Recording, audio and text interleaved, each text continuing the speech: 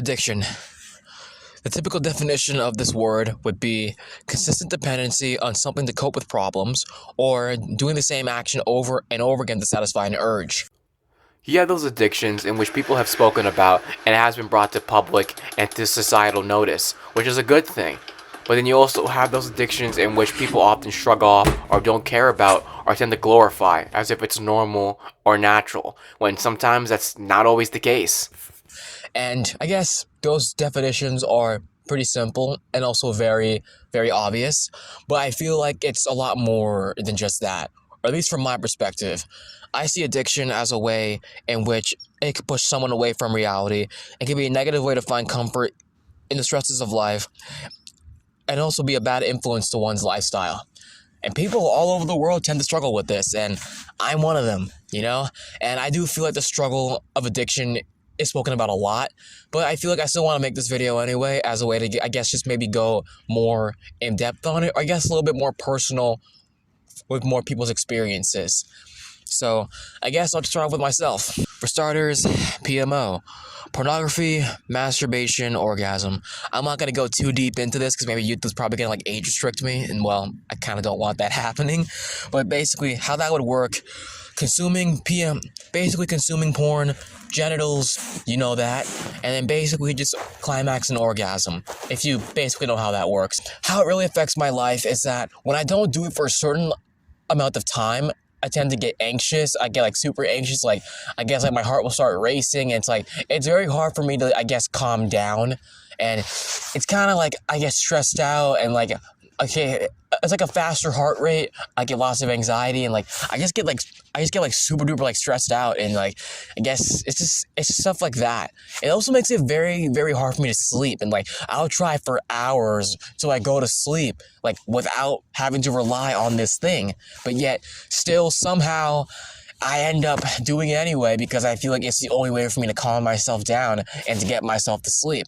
But really, in the grand scheme of it all, I'm still losing sleep regardless. So it's not really helping that much. And yeah, it sucks. And for me, why it's so hard to quit is that to some extent, maybe I kind of enjoy doing it, and maybe for me, it just helps me cope with all my problems. Sometimes with me, I just don't like putting up with my own bullshit, and sometimes I just like to get that whole separation away from reality, because, well, I don't like putting up with my crap sometimes, and sometimes I just need a break from it all. And yes, I've heard people say that, oh, it's normal, oh, it's healthy, it's fine, it's this and that. And yes, to some extent, it is. But then to another extent, is it really healthy? Is this really benefiting me? Is it really going to help me in the long term? Probably not. And if it's keeping me from getting a good night's sleep, then yeah, maybe I am kind of an addict.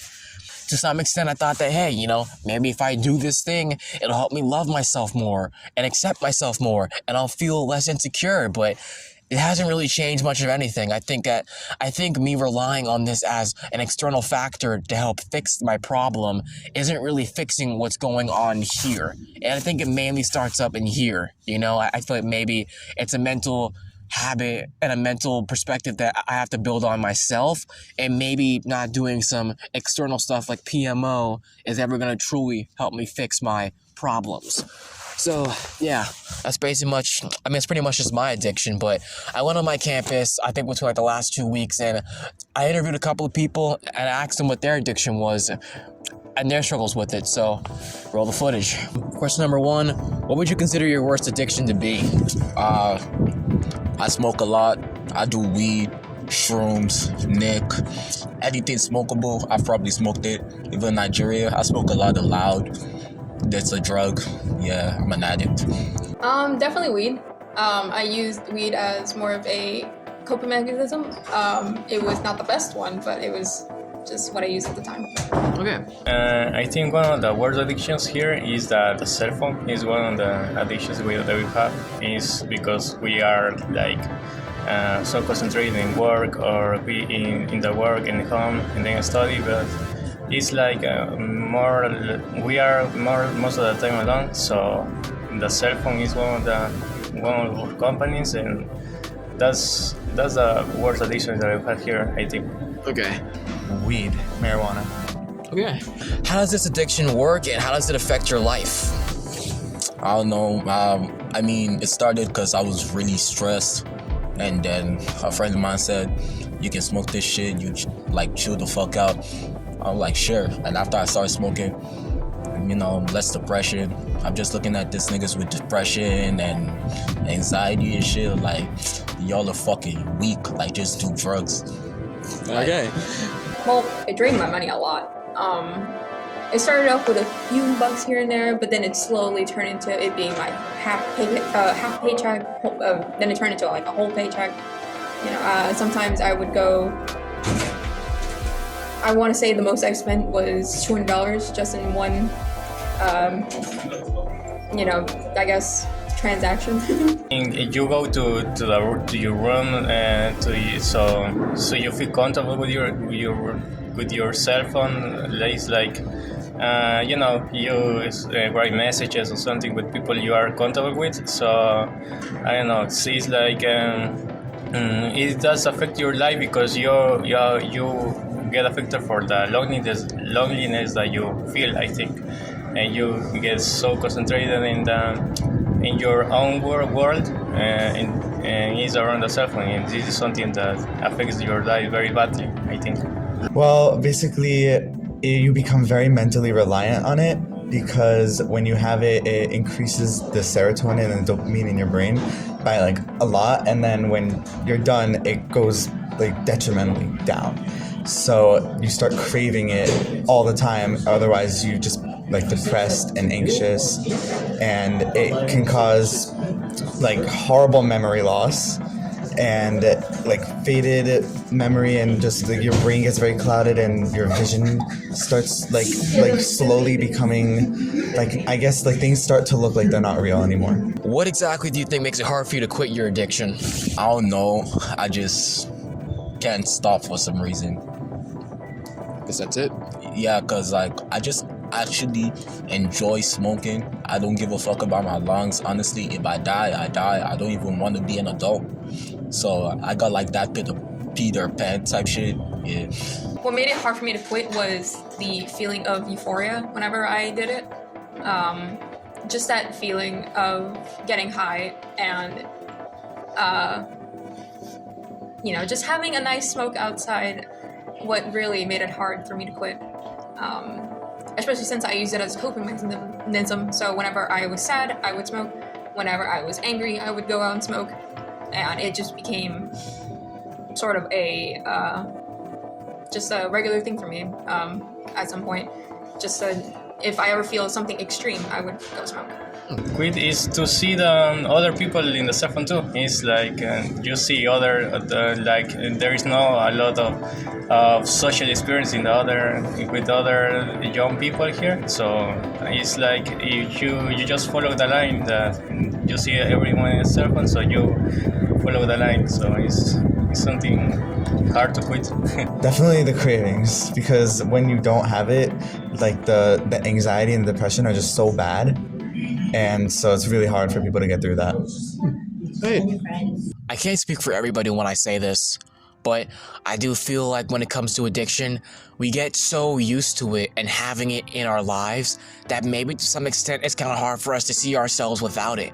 We use it to calm ourselves down, or we could use it to try to get away with our problems and basically just not put up with like our own bullshit. Because sometimes maybe we don't want to. I don't like putting up with all of the fears and the doubts and just all the negativity that I build up in my head by me being my own worst enemy. So oftentimes when I need a break from it all, sometimes maybe I'll rely on certain things to get away from that. Not just PMO, but maybe also like social media and stuff. And maybe that's how it is for a lot of us people. All the time that we spend giving into our cravings and our addictions, we could be trying to find more joy and more love and more positivity in this world. Because sometimes, yes, this world can be a pretty shitty place, but sometimes it could also be very beautiful and nice and colorful and wonderful. I feel by us trying to get those little highs and those, little doses of happiness in life, we tend to shield ourselves and really just block ourselves out from all of the long-term happiness and the long-term greatness that this life does have to offer. So in a way, despite us trying to use these addictions to help cope with our reality, it's only just making it worse. And yes, that is obvious, and it sounds super duper cliche, but now that I'm really thinking about it more clearly, I'm speaking out loud, this sucks. I wanted to film this part of this video like days ago when it was nice and sunny, beautiful, but I was so afraid of execution and not being perfect that I put it off. And now it's cloudy, and now it's dark, and now the camera might not be focusing on me properly because, well, it's getting dark out. Well, that sucks. You know, all that time that I could have spent working on this part of the video, I wasted simply by just scrolling and just putting off being like, oh, I'll do it tomorrow, I'll do it tomorrow. Yeah, tomorrow was never gonna come, and now I'm doing it. So yeah. And I do feel like to some extent that some of us will be able to push through and overcome our addictions. And it is possible because there are plenty of people all over the world who can say that they have done it and their lives have been so much happier because of it. But then maybe for some of us that might not be the case, and we may end up overdosing, or we may end up probably just deteriorating our mental health and just making it even worse because of our addictions. And I really wish that wasn't the case for everybody. I wish that all of us would be able to overcome our addictions and our problems, but I don't think that's always going to be the case. And I hate saying that, but hey, this life ain't all, flowers and roses. There's also, dark stuff. But I guess to leave it off on a more positive note, it is possible. But I think it really does matter with ourselves. As Michael Jackson once says, if you want to make the world a better place, take a look at yourself and make a change. I know it's talking about the world, but in a way, it really is ourselves. And we really need to find a way to heal ourselves and really build a better mindset. So when it comes to tackling stuff like this, it won't be as difficult and it won't be as hard. I think it's just a matter of mindset and believing in oneself and finding a way outside of the darkness and trying to find that little tiny ray of light. If we can find a way to do that, then I think overcoming addiction is possible and it can be done. And obviously, I have yet to figure it out myself, so I don't have it all figured out, but I think maybe I should probably start taking my own advice and just truly give it a go. And yeah, it's going to be tough. It's a long road, but as my communications teacher told me, it's a marathon, not a sprint. And yeah, I got nothing else to say.